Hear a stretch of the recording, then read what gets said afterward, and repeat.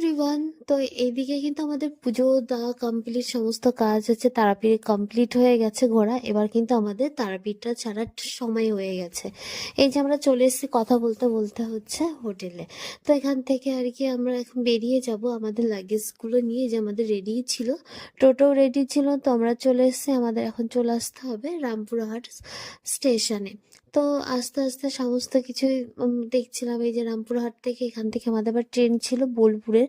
কি আর বলবো, ট্রেনের অভিজ্ঞতা, এত ভিড় ছিল, তারপরে নেমে পড়েছে কিন্তু বোলপুরে শান্তিনিকেতনে এই যে প্ল্যাটফর্মে। আর হচ্ছে বেশ সুন্দর ছিল। এবার চলো আমাদের হচ্ছে যাওয়ার পালা। সেই যে সকালে কটা খেয়েছি, এখনো কপালে কোনো ভারী কিছু খাবারই জোটেনি। তাই যাওয়ার সময় এই যে কিছু ফল নিয়ে নিলাম।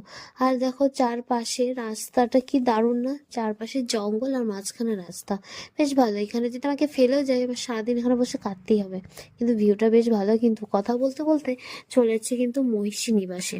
এই রিসর্টটা আমি পরে আপনাদের ঘুরে দেখাবো, কিন্তু এত তাড়াহুড়ো ছিল, খিদেও খুব পেয়েছিল। চলুন যাই আগে রিসেপশনে, আগে আমাদের ঘরটা দেখেই নিই। এই যে রিসেপশনটা কি দারুণ করে সাজানো দেখেছেন। আর এই দেখুন কত সুন্দর সুন্দর ফুল বাবা। ওই যে আমরা বুক করেছিলাম উডেন হাউস, ওই যে লাগেজটা নিয়ে দাদাটা গেলেন, ওইটা নিচেরটা আমাদের দিয়েছে। এই যে মেন হচ্ছে এই ল্যাটিনের যে কি প্রবলেম, আর কি আর বলবো। এখানে বেশ ঘরটায় যে মোলে বাসে বেড়া দিয়ে তৈরি ছিল, বেশ মোটামুটি বেশ সুন্দর সাজানো ছিল, যেমন হয় আর কি। কিন্তু হ্যাঁ, আমাদের ফার্স্ট টাইম আমরা উডেনে হাউসে থাকবো।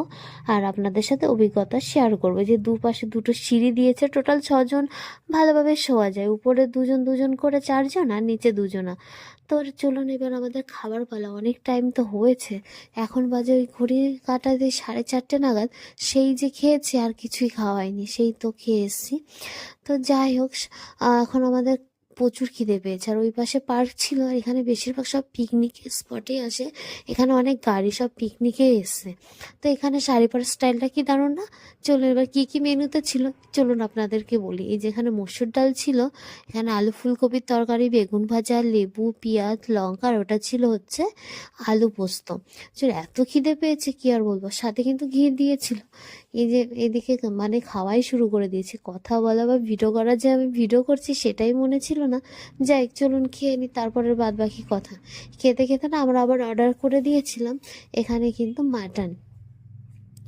তো এদিকে ঝাল কম হয়, লঙ্কা ডলে নিয়েছিলাম। তো এই যে এখানে মাটন নিয়ে নিয়েছিলাম, চাটনি, টক দই ছিল, পাঁপড় ছিল।